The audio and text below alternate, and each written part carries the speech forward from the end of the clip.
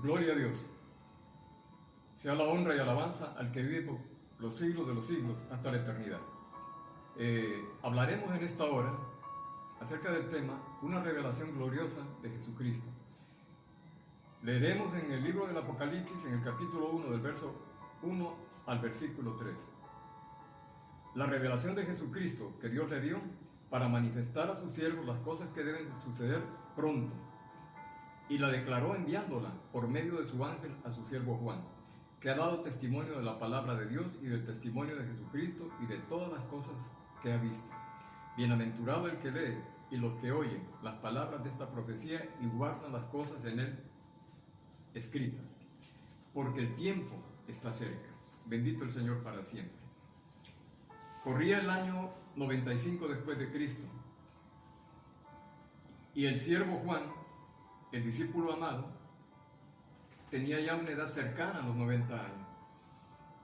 Es apresado por órdenes del emperador romano Domiciano y llevado al cautiverio a la isla de Patmos, en el mar Egeo. Entendemos por la misma palabra que la causa de esta extradición de Juan a Patmos fue por la causa del Evangelio, por la predicación del Evangelio de Jesucristo. A una edad ya avanzada, 90 años, pero este siervo del Señor continuaba cumpliendo con la gran comisión encomendada al Señor a sus discípulos, trayendo con los meses de vida que le quedaban la proclamación del Evangelio eterno de Jesucristo. Y la palabra nos dice, allá en el mismo capítulo 1, en el verso 9, al verso 12, gloria al Señor. Yo, Juan, vuestro hermano, y copartícipe vuestro en la tribulación, en el reino y en la paciencia de Jesucristo, estaba en la isla llamada Patmos por causa de la palabra de Dios y el testimonio de Jesucristo. Yo estaba en el Espíritu en el día del Señor, y oí detrás de mí una gran voz como de trompeta, que decía: yo soy el Alfa y el Omega, el primero y el último. Escribe en un libro lo que ves y envíalo a las 7 iglesias que están en Asia, a Éfeso, Esmirna, Pérgamo, Teatira, Sardis, Filadelfia y Laodicea. Leemos el verso 12 y 13.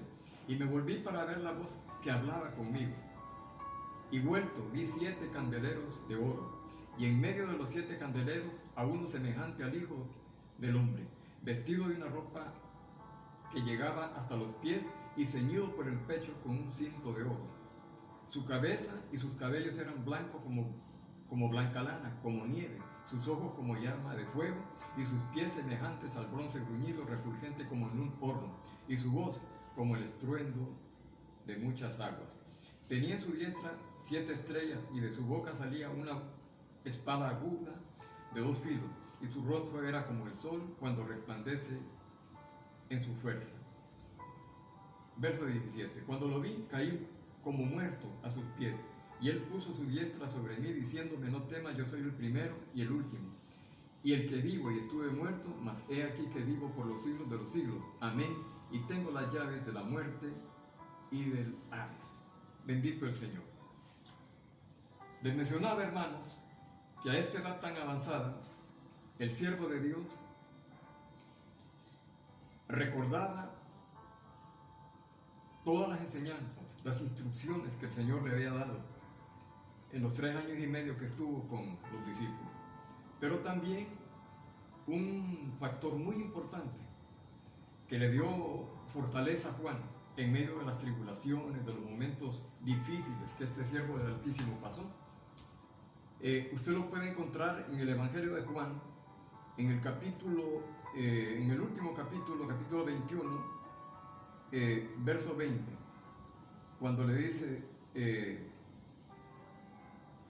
volviéndose Pedro, vio que le seguía el discípulo a quien amaba Jesús, él mismo que en la cena se había recostado al lado de él y le había dicho: Señor, ¿quién es el que te ha de entregar? Cuando Pedro le vio, dijo a Jesús: Señor, ¿y qué de este? Jesús le dijo: sí, quiero que él quede hasta que yo venga. ¿Qué a ti? Sígueme tú. Este dicho se extendió entonces entre los hermanos que aquel discípulo no moriría, pero Jesús no le dijo que no moriría, sino, sí, quiero que él quede hasta que yo venga, que a ti. Gloria al Señor. Importante saber que la isla de Patmos, una isla de origen volcánico, en medio del mar Egeo, a unos 60 kilómetros al suroeste de la ciudad del puerto de Mileto, se había convertido en el epicentro, en el punto de recepción de los eventos proféticos que saldrían al final de los tiempos para iluminar a la iglesia. Y usted sabe que Juan, en los momentos que transcurrieron desde el año 85 al 95, unos 10 años, en el 85 después de Cristo, él escribió el libro, el Evangelio de Juan, pero escribió también las 3 epístolas de Juan, ¿verdad? Habían transcurrido ya 62 largos años desde que él recibió las palabras del Señor, pero aún las recordaba. Y creo que de alguna manera le impartieron la fortaleza que él necesitaba para continuar adelante en medio de las vicisitudes, las persecuciones. Este hombre, este gran siervo del Señor, no había parado de trabajar en la viña del Señor, predicaba, llevando el Evangelio a donde quiera que él iba. Ahora, déjeme decirle que este mensaje inicial a las iglesias, ¿no?, cuando habla de los ángeles, a los 7 ángeles de las 7 iglesias,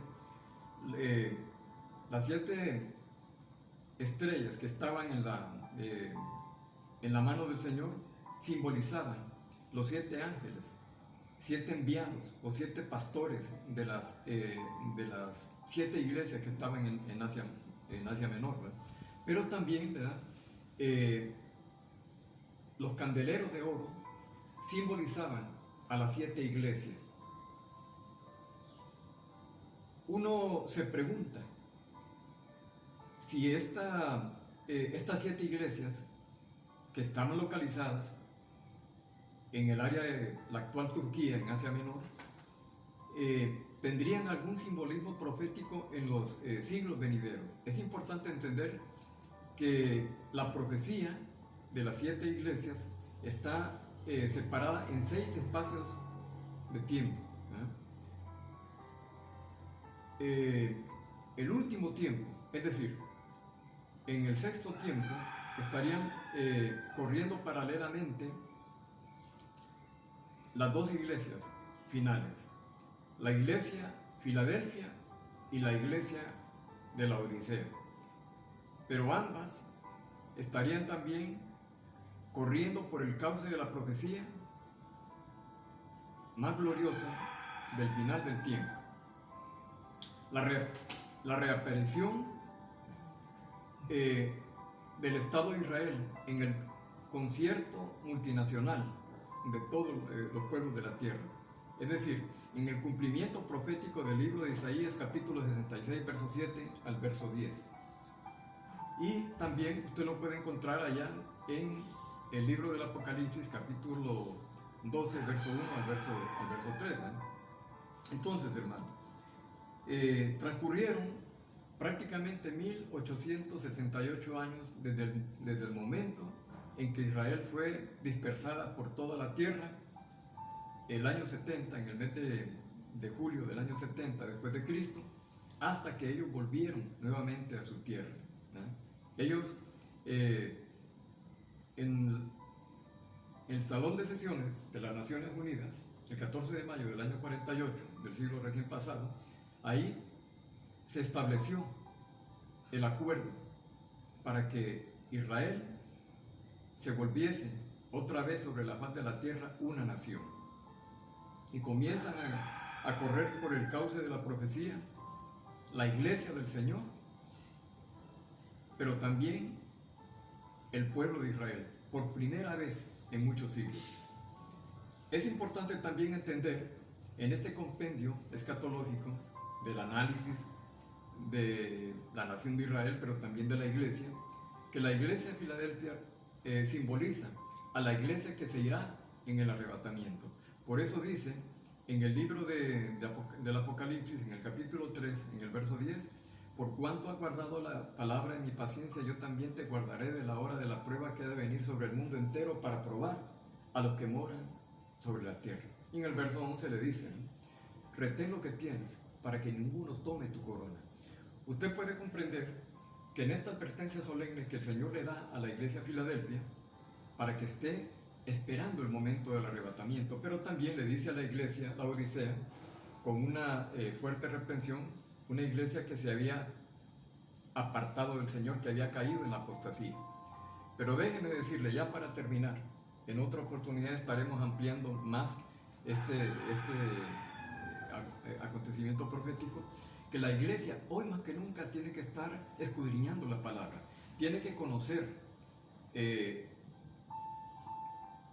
el tiempo que está viviendo, saber que nos ha tocado vivir tiempos difíciles como tal vez nunca antes la iglesia del Señor ha pasado, porque en los siglos que nos han precedido en el tiempo, la iglesia experimentó persecución, experimentó torturas, muchos de ellos muerte, pero sin embargo los frentes de batalla que tenía que confrontar la iglesia ya sabía de dónde le vendrían los ataques. Pero ahora la iglesia del Señor tiene que estar atenta a lo que escucha, a lo que oye.